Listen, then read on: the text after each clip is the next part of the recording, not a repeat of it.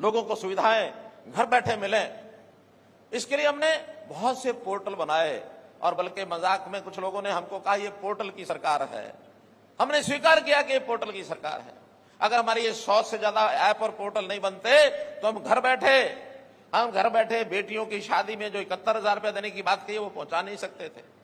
हम विद्यार्थियों के खातों में सीधा स्कॉलरशिप का पैसा भेज नहीं सकते थे। ये इसी कारण से संभव हुआ है। 60 साल का बुजुर्ग होने के बाद ऑटोमेटिक पेंशन बन जाएगी, इसी कारण से संभव हुआ है।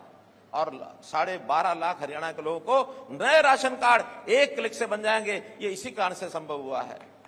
तो मैं तो यही कहूंगा कि पिछली सरकारों के समय जो कुछ होता था और आज जो होता है, इसका फर्क ये साफ है।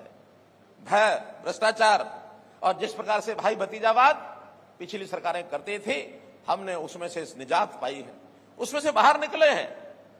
कैसे दबंग लोग और आम जो गरीब आदमी है उसको किस प्रकार से बाजू मरोड़ करके काम करवाता था और किस प्रकार से अधिकारों का हनन होता था। मैं विश्वास दिलाता हूं कि अब किसी गरीब आदमी के ऊपर किसी भी आदमी का अन्याय सहन नहीं होगा। सबको न्याय मिलेगा, सबको अपना अधिकार मिलेगा, आपके अधिकार सबके सुरक्षित रहेंगे। फिर मित्रों, मैं आपको विश्वास दिलाता हूं, वैसे तो पिछले 8 साल में हरियाणा के अंदर हमने सरकारी नौकरियां कहने को भले 1 लाख दी होंगी, लेकिन कुल रोजगार के जो अवसर उत्पन्न हुए हमारे नौजवानों को कुल 35 लाख रोजगार इन 8.5 साल में मिला है।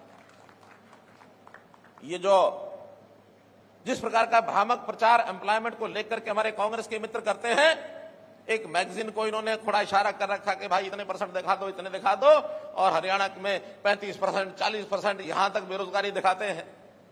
जबकि वास्तविकता यह है कि 6 से 7% बेरोजगारी को हम मानते हैं। और किसी भी विकासशील प्रदेश में, विकसित प्रदेश में इतनी बेरोजगारी स्वाभाविक है। बहुत लोग नए आते हैं, बहुत लोगों को रोजगार मिलता है। अब नए आखिर आने वाले लोगों को रोजगार की तलाश रहती है।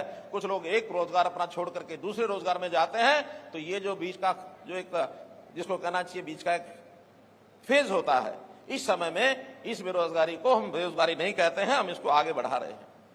हमने 3C पर काम करना शुरू किया। जो कांग्रेस ने 3C को फैला रखा था, जिसमें crime, corruption, caste based politics, अर्थात कानून व्यवस्था में हमने सुधार किया। हमने भ्रष्टाचार के ऊपर नकेल कसी और ये जातिवादी राजनीति करने वाले लोग जातियों में बांट करके हमको आगे बढ़ते थे। हमने हरियाणा में एक कह करके उस जातिगत पॉलिटिक्स को भी समाप्त करने का काम किया है। और जिनके मन में अभी भी कुछ बातें रहती हैं, मैं आज भी अपील करता हूं, इससे भला होने वाला नहीं है। हमारा भला तो विकास का काम कौन कितना करता है, सोच किसकी कितनी ज्यादा है, जनता की भलाई में कौन काम करता है, ये सोच विचार करके हमको आगे बढ़ना चाहिए। तो इस नाते से हम लोगों को सुविधाएं घर बैठे मिले, इसके लिए हमने बहुत से पोर्टल बनाए। और बल्कि मजाक में कुछ लोगों ने हमको कहा ये पोर्टल की सरकार है। हमने स्वीकार किया कि ये पोर्टल की सरकार है। अगर हमारी ये 100 से ज्यादा ऐप और पोर्टल नहीं बनते तो हम घर बैठे बेटियों की शादी में जो 71,000 रुपया देने की बात कही वो पहुंचा नहीं सकते थे।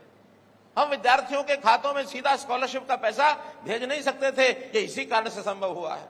60 साल का बुजुर्ग होने के बाद ऑटोमेटिक पेंशन बन जाएगी, इसी कारण से संभव हुआ है। और 12.5 लाख हरियाणा के लोगों को नए राशन कार्ड एक क्लिक से बन जाएंगे, ये इसी कारण से संभव हुआ है।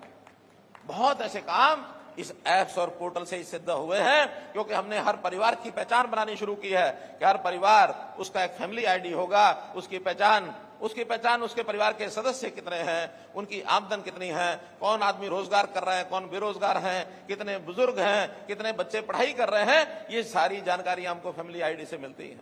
और इस फैमिली आईडी से जानकारी के माध्यम से हम योजनाएं बनाते हैं।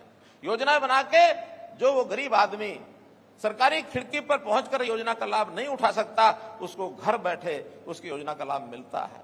मित्रों, ये जो पोर्टल की सरकार की बात कह रहे हैं, एक दिन ऐसा जरूर आएगा जब जनता अब समझ रही है, जनता इनको दुत्कार देगी कि ये पोर्टल की सरकार में नहीं हमारे जीवन को सुखी कर दिया है, हमारे जीवन को सुखी किया है।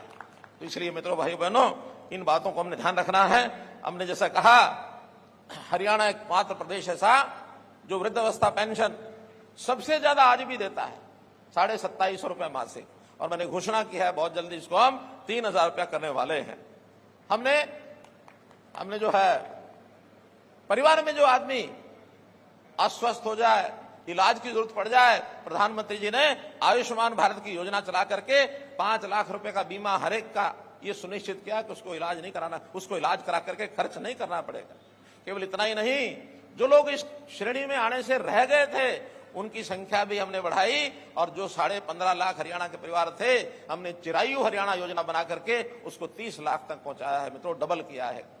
तो इन सारी योजनाओं को लेकर के हम लोग आगे बढ़ रहे हैं। रोजगार के नाते भी जो गरीब परिवार हैं उनके किसी एक सदस्य को बुलाकर कैंप लगाकर हम उनकी ट्रेनिंग भी कराते हैं, उसको किस प्रकार का रोजगार करना है, उसको बैंक से लोन चाहिए तो लोन भी लेके देते हैं, या इस किसी प्रकार के काम में जिसकी आमदन बढ़ जाए ऐसे काम कराने के लिए, उसको पशु बांधना है तो लोन ले सकता है, उसको दुकान करनी है तो लोन ले सकता है, ऐसे सब कामों के लिए उसकी सहायता करते हैं। और आज हमारा टारगेट है कि बहुत जल्दी ऐसे 1 लाख परिवार ऐसे हम छूने जा रहे हैं कि उनकी आमदन अगर 1 लाख रुपया साल से कम है, उसको कैसे हम 1,80,000 के श्रेणी में लेकर जाए। आदमी काम करके ऊपर उठे। ये जो मुफ्त देने की आदत कुछ राजनीतिक नेताओं को लग गई है कि तुम ये मुफ्त ले लो, तुम ये मुफ्त ले लो, हमारा लक्ष्य होना चाहिए लोगों को रोजगार दें, अपना कमा करके खाएगा, अपने घर का परिवार का गुजारा करेगा, स्वाभिमानी बनेगा, सिर ऊंचा, माथा ऊंचा, सीना चौड़ा करके जीने में जो मजा है वो मांग करके मुफ्त का लेकर के जीने में मजा नहीं।